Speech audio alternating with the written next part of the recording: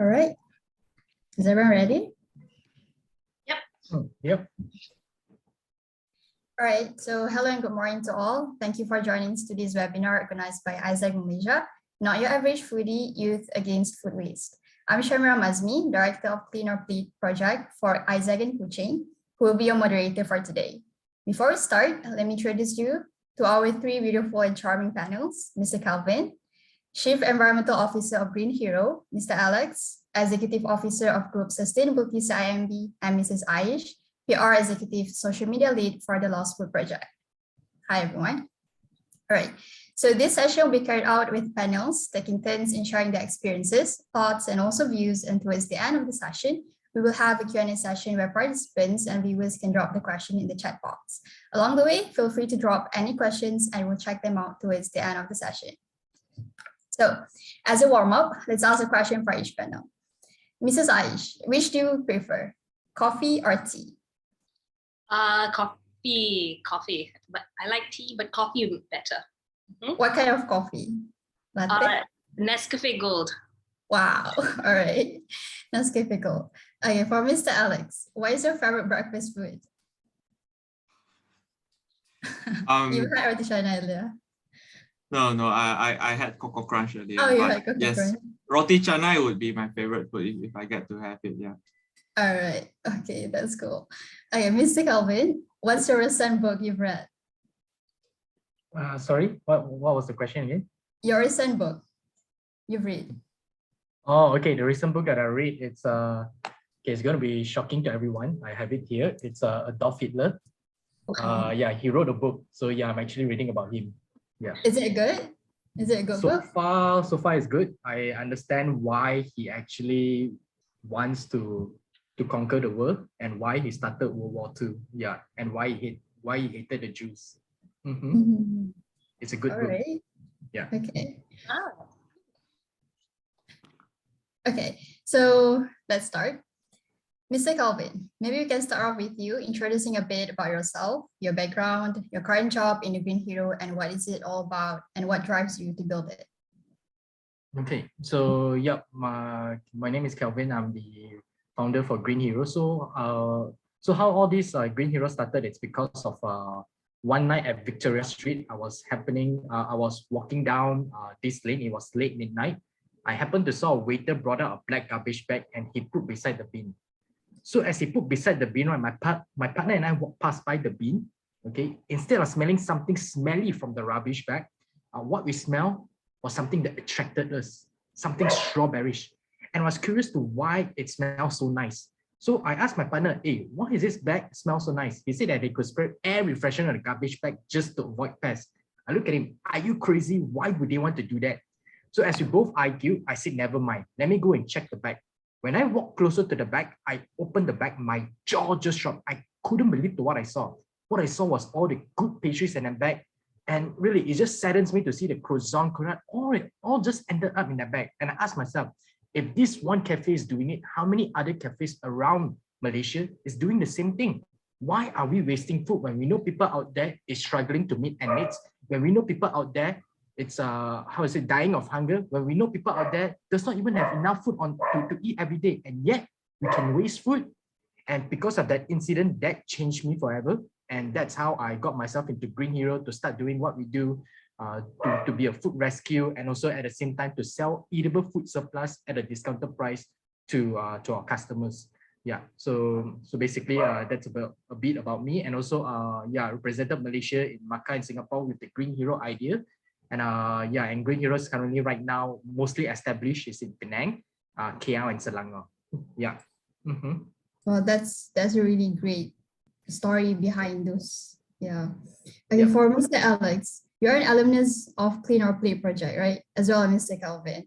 Perhaps you can share with us a bit on your experience being part of Clean or Play project, how it impacts you to be the person you are and the job you are doing right now. Yeah, Mr. Alex. Yeah, I got into Clean Our Plate. So Clean Our Plate is obviously a project by Isaac, and I was in Isaac since 2015. And after finishing what I did in my university, I had an opportunity to basically coordinate the project at the national level in 2017. And basically what got me into there was because I was studying environmental engineering. Going towards the environmental field was indeed what I wanted to, and it was my passion. And thus I found that Clean Our Plate is a very great opportunity for me to essentially get to do something that I want to do. At the same time, also get to learn more about, how do we actually solve an environmental issues rather than just sitting in class and just studying by theory. I feel like that was not really my cup of tea. I don't really get to learn much. So I wanted to go out and try to do something about it. And that's why I was happy to take up the role to coordinate the project. And through running the project, definitely the project is fully run by youth. It's managed by youth. We got youth volunteers to help out.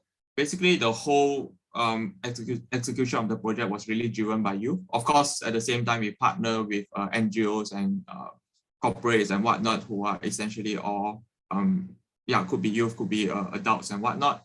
But essentially, the main driving force of the project are youth.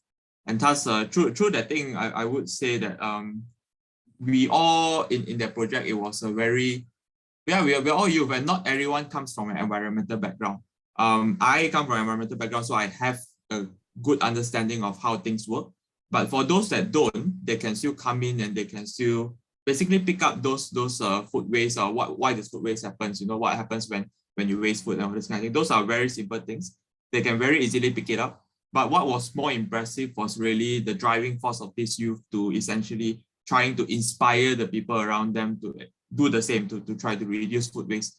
Going to schools to teach students to do that, and then at the same time inspiring the students to inspire their peers to also reduce the food waste. So going through the whole process was definitely very, very for me it was very impactful, because it really shows that youth can really do all those kind of things. And thus as for my own self-development, I throughout this whole process of running the projects, I do find myself being more interested in corporate sustainability, because I think corporate has always been viewed as an evil, people in the whole environmental field. But again, corporate can make a lot of difference. Any transaction that they're dealing with is dealing in the billions, millions, and sometimes even trillions.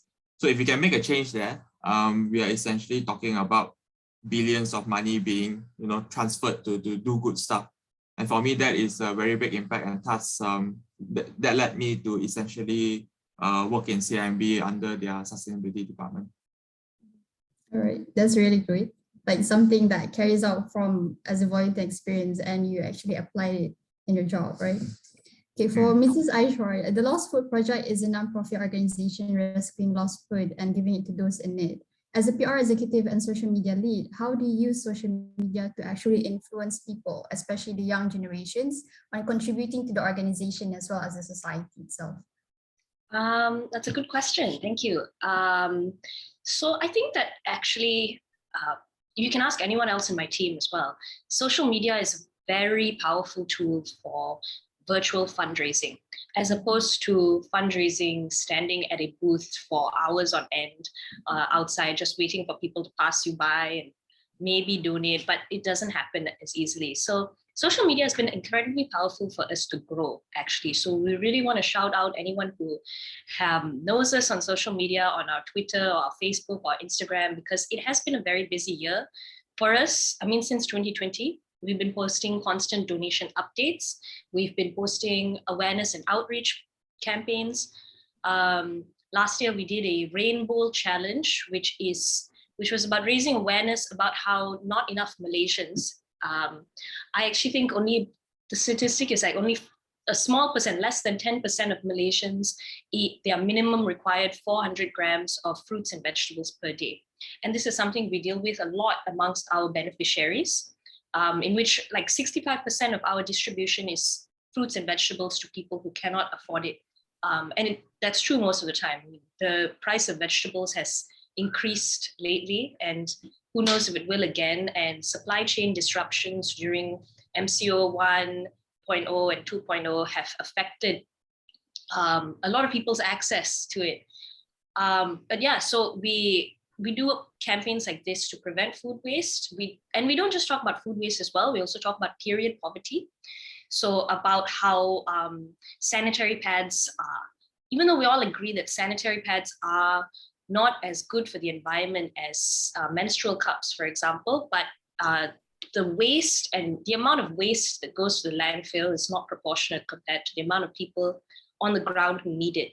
So last year as well, we did IG lives with period poverty NGOs to shed more light on the issue. And we see more donations coming in that way. We see more donations for sanitary pads from small companies to large organizations like P&G have become our regular donor. So we can now more regularly donate sanitary pads to our people.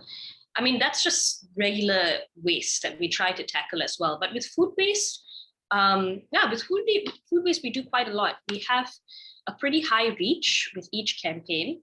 This is because we do IG lives, interviews via IG lives, a lot of talks like this. So we're thankful to be interviewed or given the space. And also a lot of educational posts. Believe me, the team has done a fair amount of research. We do use volunteers. We actually, a lot of our work, our food rescue work is thanks to our volunteers, because our team, our staff team is 8 people, 4 of which belong at the warehouse. So they're doing the actual food rescue work most of the time. The other 4, including me, do general management work, I would say. So yeah, procurement, logistics, money, and with me, PR, virtual fundraising, awareness, online awareness. We also have an education department run by volunteers who reach out to schools, institutions, universities, British International School, KL, high schools and everything since we've started, but we've had to adapt a lot to online over the last 2 years. So, we keep trying to spread awareness, but every time there's a new challenge thrown, we have to be a little bit more adaptable. And so it's a very powerful tool. Glad to use it. Well, for the awareness, like how is the reach? Is it through the youth, or is it differs in between generations? So our main age group is the ones who are most attentive on social media are ages 24 to 35. But also we have so many students reaching out to us. It's really great. They reach out to us because they need to interview us for their projects, for their assignments, for a thesis or two. And we also have worked extensively with ISAC in the past. Thank you very much. And with University of Nottingham as well. Previously, just on environmental projects, sustainability reporting, talks. The youth have been very helpful. In fact, even in our team itself, we have 2 youth leaders who deal with, who do a lot of grunt work for both the charities. In our charities team, especially. One of them has been like stellar in the last month, organizing flood cleanups along with our general manager, and along with with working with very senior people in the organization and dealing directly with charities themselves. So because of that, we've also managed to go a bit beyond our usual food rescue operation and organize post-flood cleanups for a lot of for charity homes. in Klang and Shah Alam. So that's been awesome. So honestly, yeah, she's Yeah. awesome. She's a great youth Mhm. leader. Yeah, great youth, right? We have the energy of the youth there. Okay. Yeah. All right, for Mr. Calvin, as a CEO of Green Hero, there must be a lot of challenges in the midst of building the company and even to raise awareness on food waste issues. Will you share with us the challenges you face as well as the aspirations you have toward tackling the issues itself? Yep. I would say the challenges, it's I think overcoming during the pandemic. So during the pandemic, I would say there's lesser food waste as compared to before the pandemic. So why I say that is because before the pandemic, there used to be events, restaurants usually make a lot of food, like sushi restaurant, they'll put it on a sushi belt, bakeries bake a lot of bread and hoping to sell at the end of the day. So that time there was so much food surplus if you look back, right, as compared to right now. Right now, a lot of F&B, they're doing more made to order. Events has also been cut down. Catering business has also been slashed by 80%. So all these things, right, has already caused Green Hero to actually pivot, to also adopt and to also see what is the market trend. So yeah, that during these 2 years there were lesser surplus, but of course there are still surplus that needed to be rescued, especially fruits and vegetables, as mentioned by Ashwira. So that one usually we have it daily. But yeah, but for the one that usually Green Hero has it before the pandemic were like bread, sushi, all of that were reduced. So one of our challenges is selling those cheap food to our customers, making that available. So right now, since we're already nearing to the endemic, we're hoping to get more merchants coming back to us. We are going to find more new merchants who has a lot of surplus joining us so that we can actually re-establish our platform again, like what it is before the pandemic. So yeah, fruits and vegetables is still, we still do rescue whenever there is in Penang, KL, Selangor.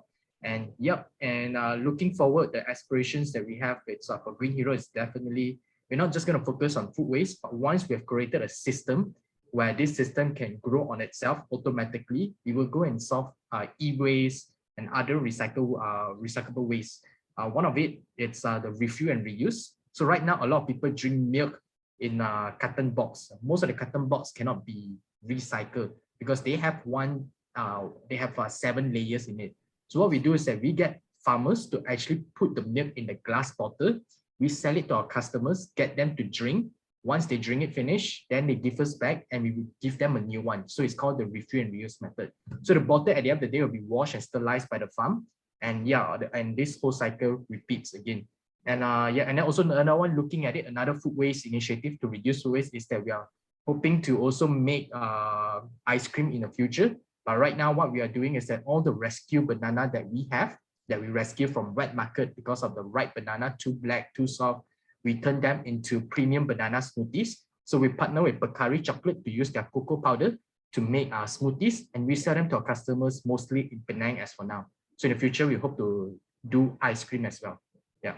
So does that answer you, Shamira? Yeah, that's really great.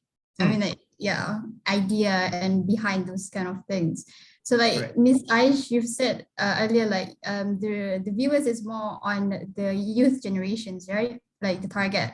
But then now that we know that social media is evolving, you know, the Gen Z's behavior, how they conquer the platforms on social media, is there any challenges that might hinder the efforts to influence young people on that?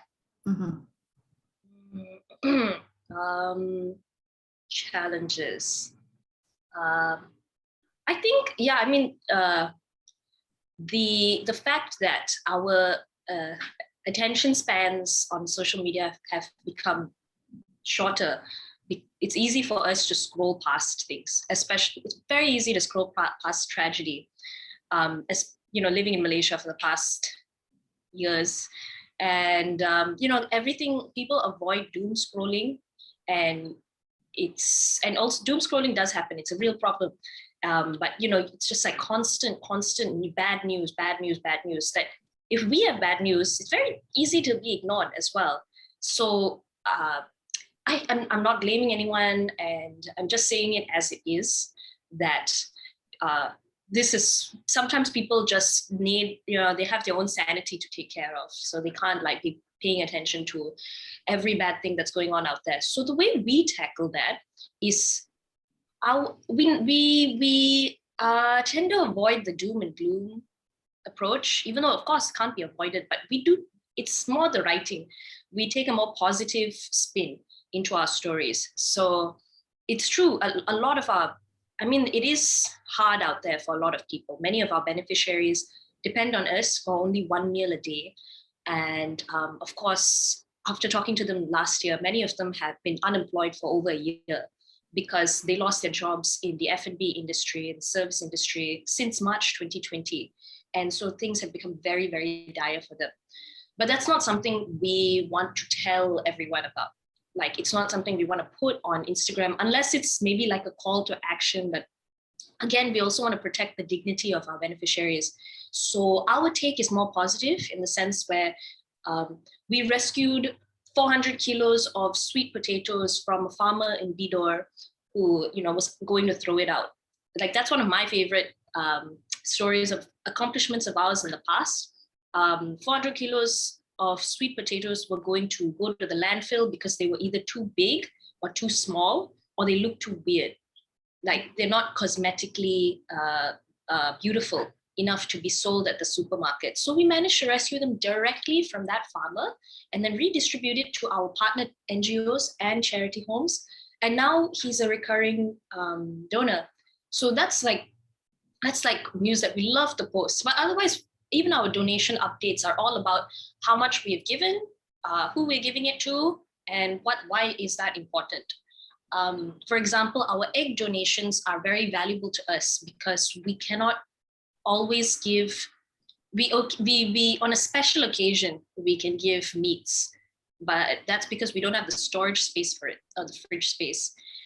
So we kind of hate that because I don't like meat going to waste. We don't like food going to waste. There's a lot of it.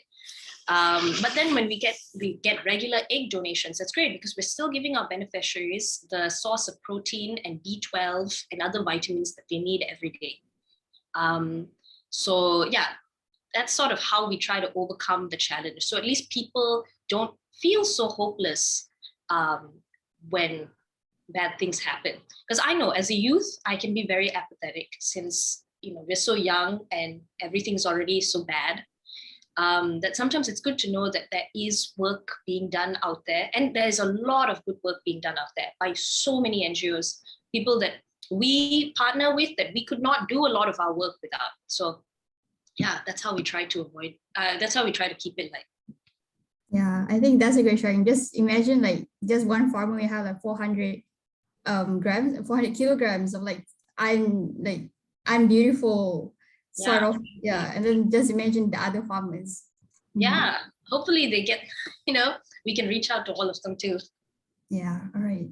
Okay, for Mr. Alex, as we know, food waste issues is part of SDG 12, responsible consumption, right? So awareness that are often shared and advertised in television or in social media is more on the climatic issues where they share on the rise in temperature, the extreme weather events, floods, fires, the loggings. However, food waste issue is also contributing to the climate change, producing methane, a greenhouse gas emission. As an executive officer of group sustainability of CIMB, how do you see the importance in raising awareness for the sustainable development goals, especially in government, NGOs, and what are the efforts that are needed to be done by the government and NGOs to raise the food waste issues awareness? Why do I get this kind of question? Okay, let me try to answer that. I do think that at this stage, SDG was established back in 2015. It's been actually almost 7 years since then. But SDG itself is not the goal, because but before SDG there were MDG and all those kind of different goals back then. But at this stage, I would say that people are already quite aware of climate change, of food waste, those kind of things. At this stage, whether you are talking to the government, whether you are talking to corporates, whether you are talking to even general public, I would say the awareness is already there. It's really about finding more effective way to tackle it and trying to get that responsibility to these every single parties, so that they know what they can do respectively to essentially try to solve that problem.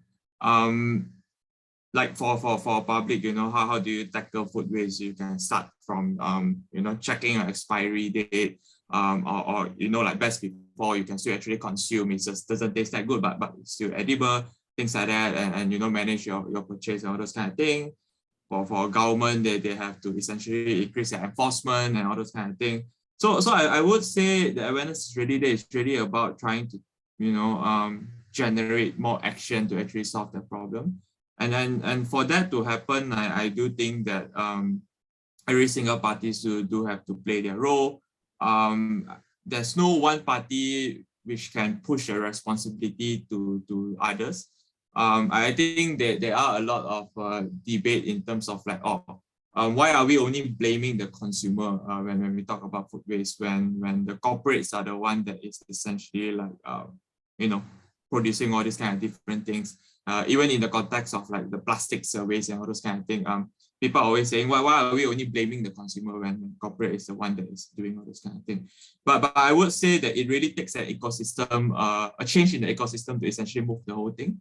Because if the public starts to become more, don't care, have the don't care attitude, like, it's all the fault of the corporate, it's all the fault of the government, I don't need to do anything, then nothing will change at the top. Because essentially, I would say consumer at the end of the day still play a very huge role by giving the pressure and making the consumer demand to have changes, whether in terms of corporate, what the kind of business, what do they need to do to essentially satisfy their consumer, and thus if consumer doesn't really say anything, or they keep quiet, or they feel like it's not their problem, then nothing will really change. So but at the same time, if consumer making noise, but the corporate doesn't don't really care, because at the end of the day there's still a lot of like people who just don't care, then that's where government has to step in to essentially do something also. So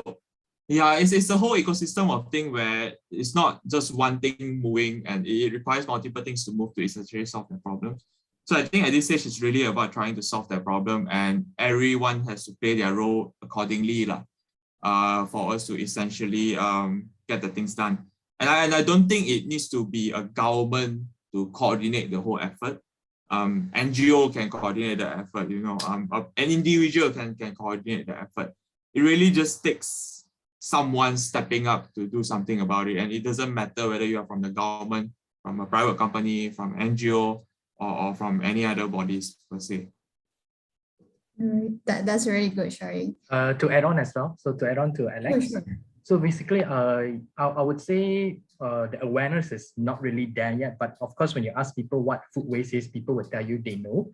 But I would say the act of negligence is very high. It's like people don't care that even though there's food waste in front of them, they don't really give a damn about it. A lot of this is happening right now.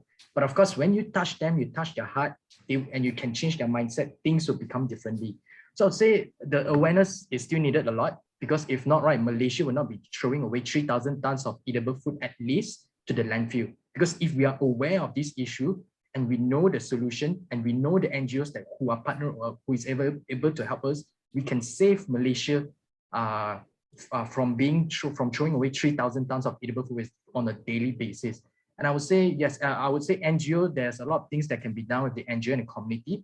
Like for an example, back in 2019, I would say it's the NGO effort that pushes Datuk Saifuddin, back then who's our Ministry of Consumerism, to pass a law in Parliament that allowing hotels and any restaurant to actually donate without any liability. That amendment in that law changes Malaysian landscape in helping to prevent food waste. Because back then, right, a lot of hotels say, I'm very scared, if I donate, right, people can sue me. But today, hotels and restaurants can donate without having to be afraid that they will get sued, because the law has already been changed. This is something great. This is an effort done by a lot of NGOs. And I believe back then was the Lawsuit Project who championed for it, who pushes for it. And this is what has happened in the Malaysia food waste arena. This is something great. And yeah, a lot of things can be done. That's why out there, whoever is listening right now, if you are the youth, you are the adults, if you know bakeries, cafes, restaurants that are throwing away good food, don't act you don't care, or don't act you don't know about it, but connect them to NGOs who can rescue them. at the end of the day, right, the NGOs are not charging all these restaurants to do food rescue. They're not charging out. They are willing to do it for free, and they are going to rescue it from you. So if you know anyone, connect us, because at the end of the day, we how to say, we need the community, the power of the community to make a difference, because without you, we cannot see a greener tomorrow. If you're all working alone, right, individually, separately, how can we make a change for Malaysia? At the end of the day, we call ourselves Malaysian, but if you want to see Malaysia change, we need to be part of that change itself. So I hope that we can all come together and increase the awareness of food waste and be the change that we want to see for Malaysia and also a greener future. Yeah. Thank That's you. very To yes, get back to that awareness thing, yeah, I think like you said, people are aware but they don't care, and I think that is probably going to stay for a while. That there are certain groups of people where no matter how many awareness you give them, how many sessions you conduct to them, they just won't care. And I think that is going to be a prevalent problem. It's very different from everyone here that is watching today and whatnot. You are all people who want to try to solve the problem, and thus, yeah, I think there will always be that group, and that kind of group awareness itself is not enough, and we gotta really implement laws and regulations to essentially force them to do it instead of like, inspire to do it, because yeah, that's probably not Like gonna happen. France, like France and Italy, they have a law. So if you were to waste food, you go to jail, you get fined for it. So I think Malaysia should, hopefully the NGOs back then who championed for the amendment of the law can also push for another law to be included. I think that would definitely further change a lot of things in Malaysia. Yeah. Mrs. Aish, you would like to add anything or your thoughts on this? Yes. If we had enough more people to be able to do that work, then yeah, I'd love to champion it. But yeah, I totally applaud every single organization out there who is who's putting pressure on the government to make a dang change. Like, it's not just the NGOs, but the student institutions as well. I really think that the youth have a lot of power in like putting a lot of pressure out there. Like, beyond social media, I think that there's a lot more drive for change. That we're a bit tired of how things have been for so long. And it's not, like this idea of a food bank is not a new idea, but it is new in Malaysia. And it's because it's not really discussed, or it's not discussed. It's not new. But like, with the Lost Food Project, it was an organization started in 2016 by an expat, Suzanne Mooney, who grew up watching a lot of David Attenborough documentaries. I mean, she's very open about that. Like, David Attenborough was a big part of British culture. Like, their documentaries would stream in through the TV, every TV. And I mean, if you've watched it, you'll know that he's very conscious to talk about human impact as well as about the environment itself. Beautiful documentaries for anyone who watch, and it really does make you think about waste and our environment in a totally new way. So I want to say, I mean, it is homegrown. All of the staff are local now. Everyone is here, everyone that's part of the project now is still local, like, connecting us with the rest of Malaysia. But it still had to come from someone outside of the country. So sometimes, I guess my only thing is think global, act local. So whatever ideas or innovations, things that you have, we can always look to the rest of the world to see how they're doing it and ask why we're not doing it here. And I think that's what a lot of youths are doing. And yeah, I mean, I see that, and I encourage everyone to keep doing it. With TLFP, it's a bit hard sometimes because we have very limited manpower, but I do encourage all youths to come volunteer your skills, maybe your communication skills or your donation collection skills, because fundraising is a very important part of keeping any NGO alive. Because then you help to manage the cost, and you help to grow their work so they can reach more people. Everyone wants to save Malaysia, but no one can afford to. So yeah, and everyone who can give their time or their money or their brain power, just go for it. That's what I'm doing. And I'm very tired, but it's very worth it. And yeah, to also add on the social media topic, I would say for those who are watching it right now also, you can also I have one friend who last time, a few friends who actually invite us to their personal Facebook page to do a live talk with them to chat about food waste. So if any of you out there want to do a live video, on your personal profile Facebook, you don't be afraid to ask. You can do so, because at the end of the day, your friends will be watching your live, and at the end you invite all these NGO to give a talk, right? They're helping to raise an awareness, creating a brand recognition to your friends to know about this NGO movement or even the social enterprise.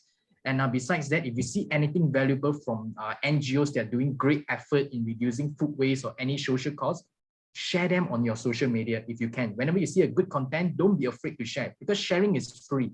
Okay, if you see something great, copy the link, share in your WhatsApp, let your friend know, hey, this NGO is rescuing this food from Shah Alam, this NGO is rescuing this food from Bido. So share them this link, share them the resources, and that is how we increase the awareness, and also indirectly helping the NGOs to even, okay, create a change, a better change for Malaysia. So that's what you all can do, viewers out there. I hope that you don't have the mentality that I don't have anything right now that I can contribute. Don't think in that way. There's always something. When there's a will, there's a way.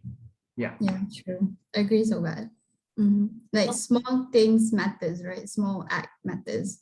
All right. So Ms. Aish, mind sharing us with us your experience being part of the Lost Food Project PR executive, encountering with young volunteers, their contributions through the Lost Food Project, as well as the impact made to the society. That's a lot. Yeah. What exactly would you like to know? Anything that you think that you will always remember about it, like a really great experience you encountered. Yeah. Okay. Yes. I would say I really struggled in the job for a year at least. I have to be honest, because the working in an NGO is very chaotic. Coming from an agency beforehand, it is not as structured as you would think. And that's because everybody has a lot of work to do, and there's not enough people to delegate the work to. So, and also we're all working from home. So because we don't have an office, and that's typical of most NGOs, it's about minimizing cost, because you want to focus all your costs on your actual operations. So a lot of the problems that I encountered, I had to deal with on my own, or I had to, talk to my bosses. And the thing is, everyone in an NGO is very nice. I mean, you may have differences in opinions.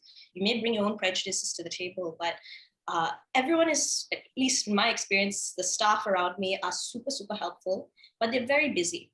So you can't rely on everyone else to fix a problem. At least in PR, a lot of that comes with storytelling about our partners in charity, or in the homes that we support, NGOs, MPs' offices. So just a lot of getting things right.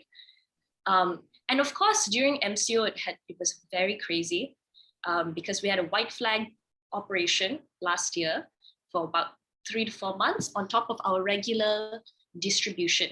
So on top of distributing to about 70 charity homes and 10 communities, 5 communities, we've grown it to 10 since then. We were also delivering food all over Malaysia. So identifying families who have sent us SOS calls or distress calls, and then finding volunteers there, and then regularly update or also fundraise so that we had enough funds to do this, because for a while we were doing it with our own funds.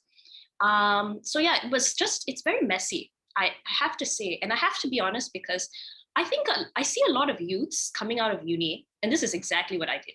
I see a lot of youths coming out of uni and joining NGOs. And joining nonprofits, because you have a very strong social justice drive. You want to make this country better than it was before, and that's amazing, and it really should be applauded. But it is hard work, and if anyone is in this field and they keep doing it and they wonder if it's worth it, it's up to you, but it is worth it. It's very, very worth it.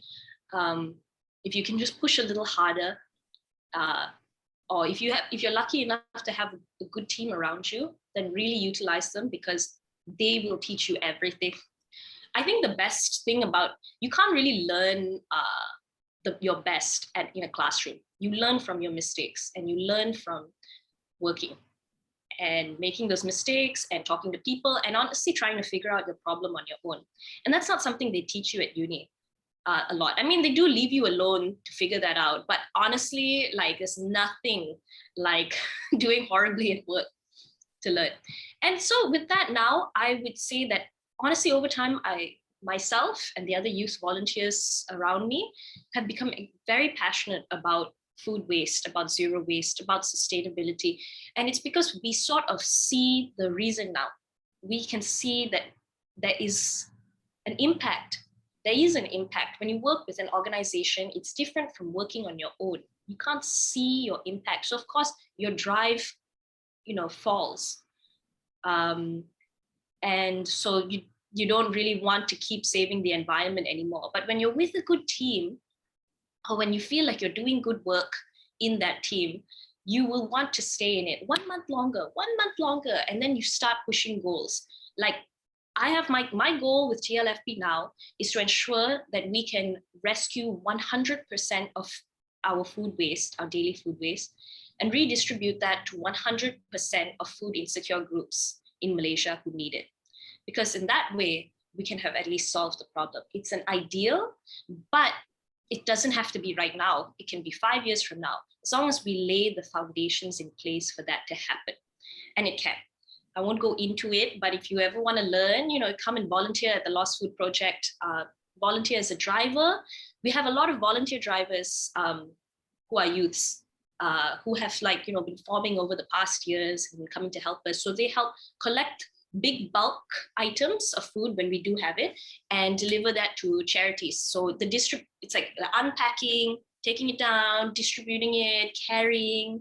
If you are fit and able, then come and work as a volunteer driver or as a charity liaison, where you can talk to the charities themselves, find out how much they need, and then you talk to our food suppliers and you find out how much they can give. So you are middleman. So you learn a lot by doing these things. We used to even have warehouse positions where you can sort fruits and vegetables from the warehouse, and then you put them in boxes and charities will come to pick up, or we will go and deliver later that day. So it's a very good environment. We've had to stop it because of COVID, or we had to enforce stricter SOPs because of COVID. But if you sign up with our volunteer team or you send us an email, we will be sure to keep you guys in the loop for the next one. And if you feel like this isn't your stuff, you can also join our education team and help with awareness and outreach. We're always looking for more institutions to connect to and people to reach out to, because we believe that it does start with the consumers too. Consumers, even though we don't have as much power as big businesses, we have the power of information. We have the power of knowing, and that's much better than being in the dark. Yeah, I think that's a really great sharing. Like, I've come across this one quote. It says like, all good things in life is worth the risk. And I think it's really worth the risk in whatever we do. Mm-hmm. I love that quote. Yeah. Mm-hmm. All right, for Mr. Kelvin, in your opinion, how do you see the awareness of food issues among the society, especially through Green Hero? Like, is there a positive impact that you can share? Yep. Yes, definitely from my experience. Yep. I would say one of it, I would share. It's So one of it's back then, I would say in the early days when I got started into this, I still remember one of the sharing that I could share was that we rescued this food from a cafe. So this cafe came to know about Green Hero, and we have been helping them to be sell surplus until today. But during that time, right, they were actually doing an event. So that time the event had to cancel, but then they already made the food, a lot of food over there. And they called us up and then they said, instead of selling one by one, they give us for free. And they say, Kelvin, we give you all this food for free. Try to channel it to someone who needs it. And yep, when we bring it to, and we bring the food, we bring it to Panang Tembak in Penang, which is one of the B40 communities, and we distribute all the pastries over there. And yep, and I still remember that there was so much, and it was also late night, and people were and there were not people coming down, not enough people coming down. So what we did was that we got volunteers that time with my friends all. We had to pick up the breads, and we have to go from door to door giving people for free. And we have to wake people up at night as well. And yeah, just to make sure that we finish all the bread surplus that was given to us. And yeah, and I still remember that. And that was one of the reasons why I'm still running Green Hero. No matter what difficulties I face, I would still always remember and look back at all the memories. And the second good experience I want to share as well, it's that in the early days, I used to get rejected a lot by a lot of merchants. Whenever we approach them, we ask, who's Green Hero? What kind of platform is this? Is it safe to pass to you all? And then what will you all do with it? What if somebody gets food poisoning?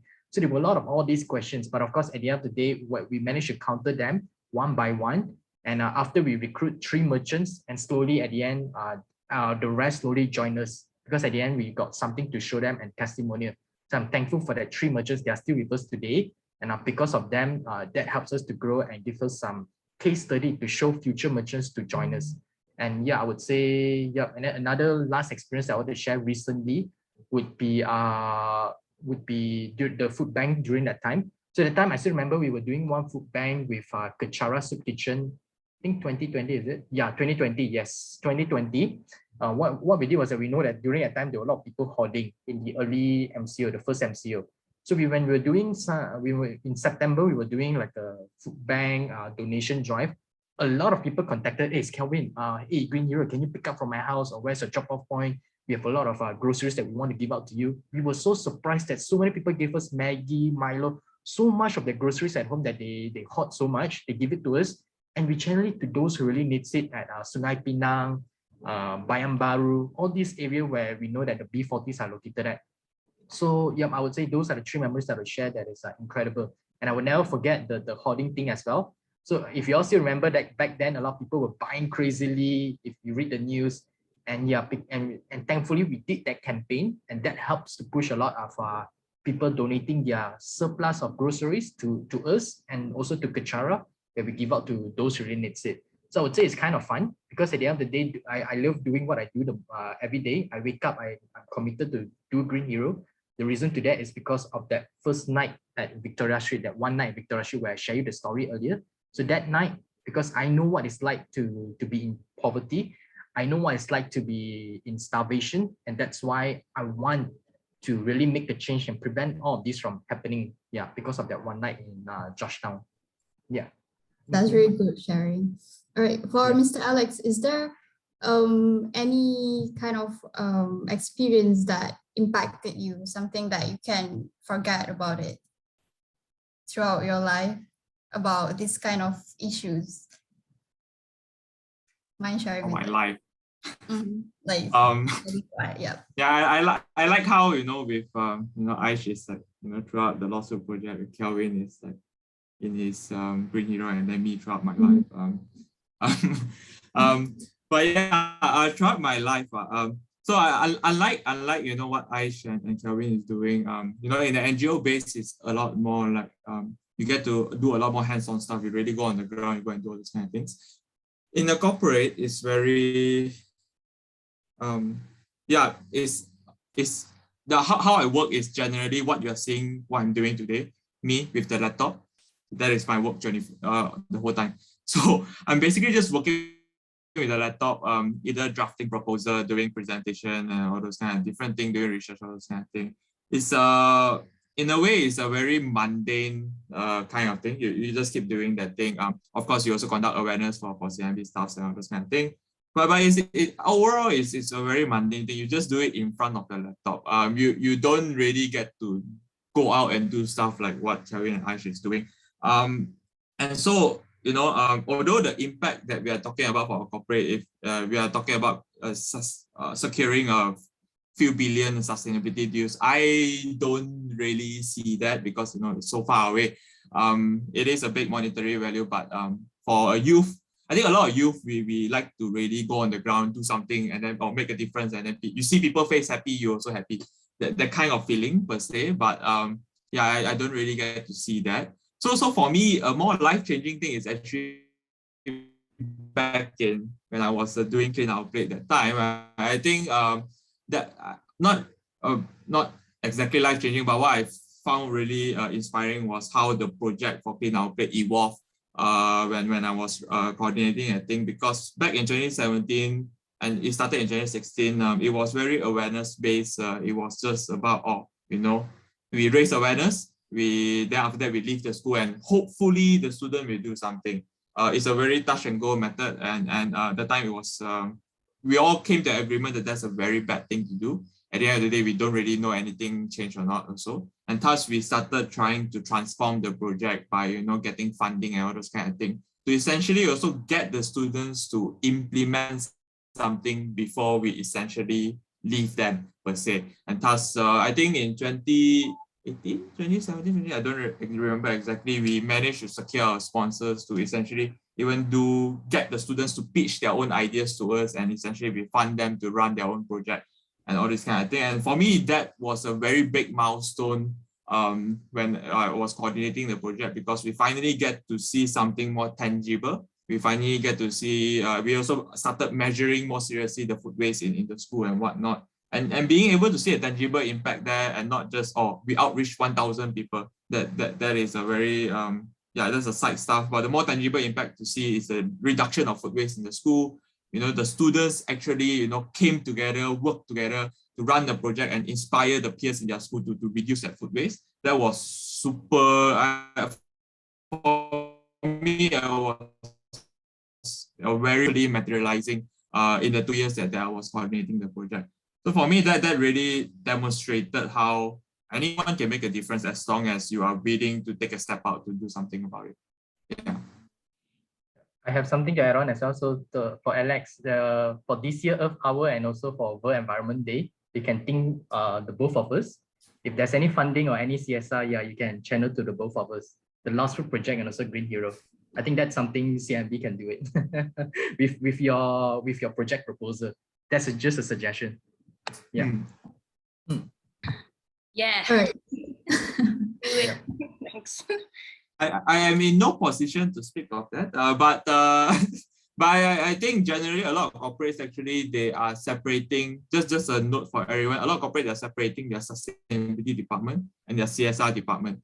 So my department actually focuses more on our business and our essentially internal impacts, but the CSR department is the one that focuses on community, that does all this kind of work. So it's also a tip for a lot of NGOs out there that are trying to approach sustainability department may not be the one that is running a thing. There is a CSR arm that they are doing to run the thing.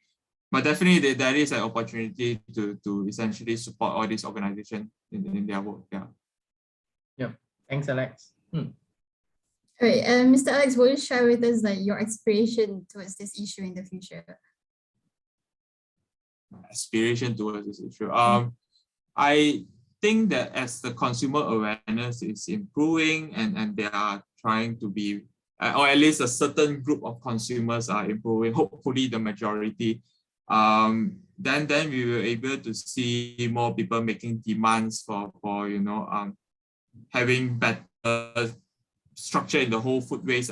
Because when we talk about food waste, it's not just the consumerism part, right? It's also the whole value chain per se. How do we ensure that throughout the whole value chain, we are able to reduce not just food waste, but also food loss? And I think my aspiration at this part is really there is enough regulations being in place, and coupled with a good enforcement, which is always an issue for Malaysia. We have all the laws, but we don't have a proper enforcement.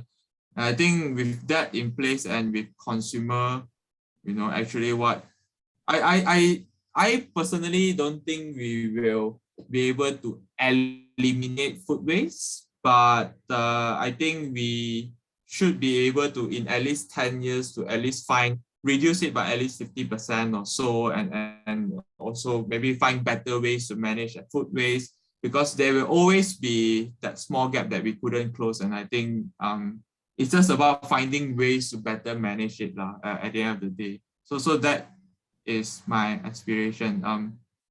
A bit too realistic, but yeah. All right.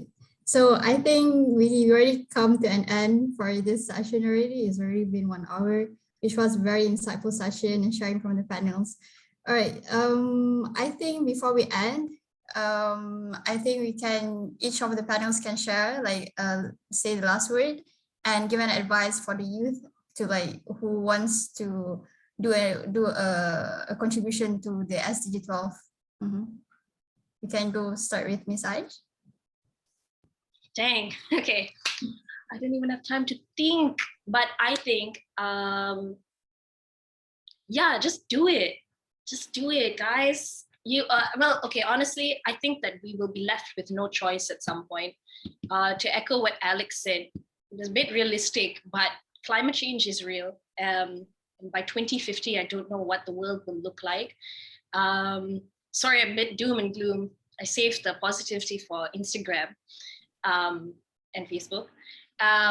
So honestly, whatever ways you have the capacity for, just do it. Really, it is the way of the world right now. It's what the world is becoming. We're all going to be zero waste in some way. I mean, we all have it at the back of our minds. Sometimes, even when I get food on Grab, like, I will wash the plastic containers and I will keep the plastic containers because I don't feel bad throwing them away, because I'm like, I should be recycling this. I used to never recycle. And I've been recycling pretty hard for the last 2 years since I joined the Lost Food Project. And sometimes, I know it seems like a very small effort, but it's good. It's good for our own peace of mind. And if you want to join, I have just got a question. I guess, all right, I'm gonna combine mine with Daryl's question. Daryl, thank you for your question. How do we convince people to not waste food and bring the food back when they refuse to do so? You can't really convince anyone to do anything they don't want to. But you can tell them to start with small steps. Again, we have done this as well. Like, we're always encouraging BYOB, bring your own container, bring your own flask, and it can really help, but you cannot convince them. Maybe if it's a family member, you could bring it for them, or you could, like, annoy them a little bit. But if they're your friends, just send them posts. Send them posts on Instagram, and also avoid the guilting technique, because I realized in my work trying to convince everyone to do zero waste stuff is that doesn't work. And yeah, it does not work guilting people, unless, it depends on the people. But you'll have to take some steps yourself if you really want other people to learn from your example. And yeah, that's what I would leave with today. Is you can't really teach anyone unless you set an example yourself. Coming from an older sister, you just have to do it yourself. Keep your own household nice and tidy, clean of waste if you can, and other people follow your example. That is exactly how I've learned in TLFP. Other staff members are way more waste conscious than I was. And I learned through that. And I started wanting to be zero waste myself. So yeah, that's my advice. I think you can do it. And good luck to all of you when you attempt it. All right, Mr. Calvin? Yeah, so I would say on the SDG 12, I would say we all need to have that green mindset. Green mentality is the way forward, because if you have the green mindset, whatever you do, you will always think of the 5R: rethink, reuse, reduce, recycle, repair. You will always think of that before you discard something, or before you buy something, or before you consume something. You will always have that 5R in your mind. That will help you to filter all this. And also having a green mindset to also answer Daryl's own question. So yeah, so how do you convince people? It's like, I would say convincing is like a sales. So if you want to learn how to convince people, try to ask your friend who are the best salesperson that you know, selling insurance, selling property. Because at the end of the day, right, a salesperson can convince a person from saying no to yes, or from maybe to yes. So always find the best salesperson, get them to teach you how to convince others. How do you get them to buy from you? Because convincing, it's all about like selling. So if you know how to persuade them, convince them, you're able to change someone's mindset. Like for me back then, when I first started Green Hero, convincing merchant to join us, it was very tough. But after I came to know of a friend who sell insurance very good in always get a top tier every month in insurance. I learn from them, like what are the bullet points, what are the words that you need to use, what are the key points you need to highlight, the summary, the conclusion, all of this. It really helps me in my entrepreneurship journey to convince more merchants to join us and also our customers to also buy from us. So if you like to convince someone, you need to first learn how to sell.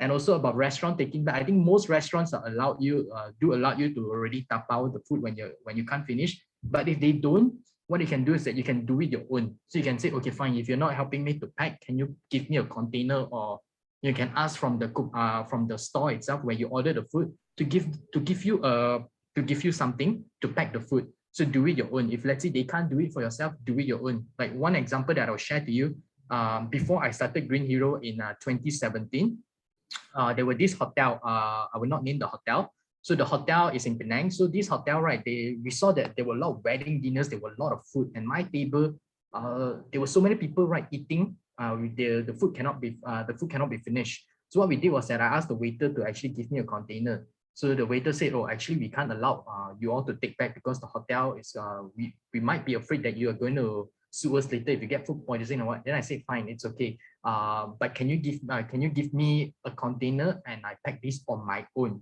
And I said, yeah, can, no risk. So the person gave me container and I packed all the food on my own from different tables. I still remember on that night, after collecting from all different tables, I passed it over to a few NGOs in Penang. This was in 2017, before the law was established in 2019. So this is something that you can do it on your own. So every time, like I said earlier, when there's a will, there's a way. So if someone say no to you, find other ways that you can make it happen. Like Aisha said, just do it. So if you're really committed into solving that issue, your mindset will set it right to really help you to do that.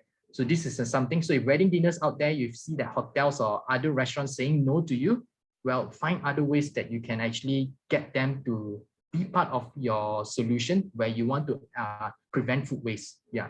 So that's from me. Mr. Alex? Yeah. Yeah, what I want to say does align to them both. I think it's really about I think Aish mentioned leading by example. And a lot of times when championing for this kind of causes, environmental or social causes and whatnot, you are always, a lot of times you have to go against the current. You can't be one of the sheep in the flock of sheep.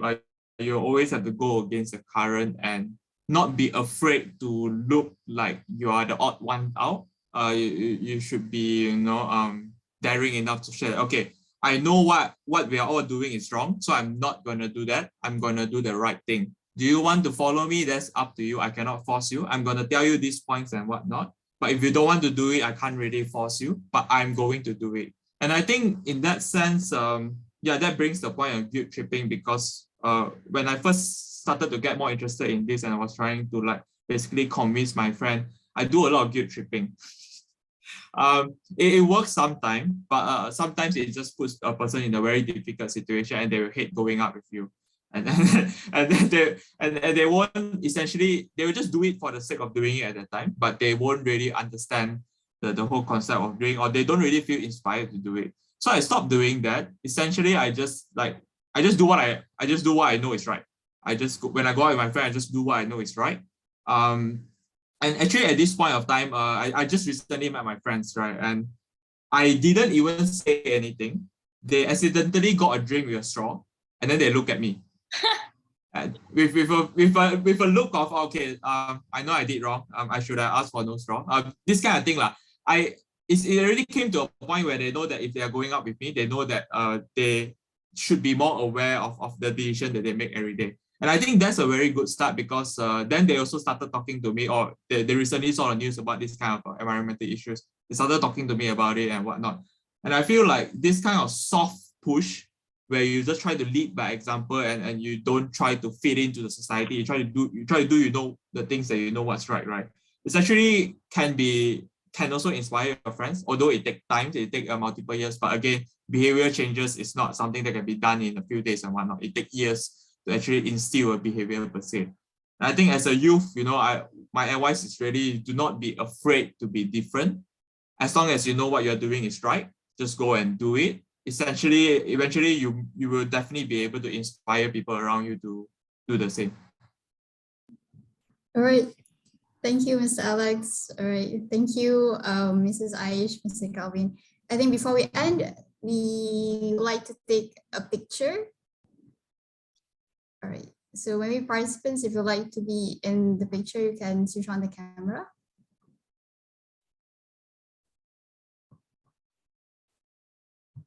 All right.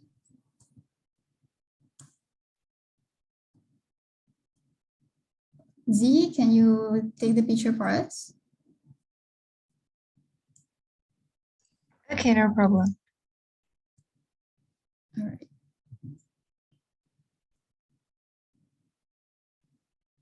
You can count for us, Z.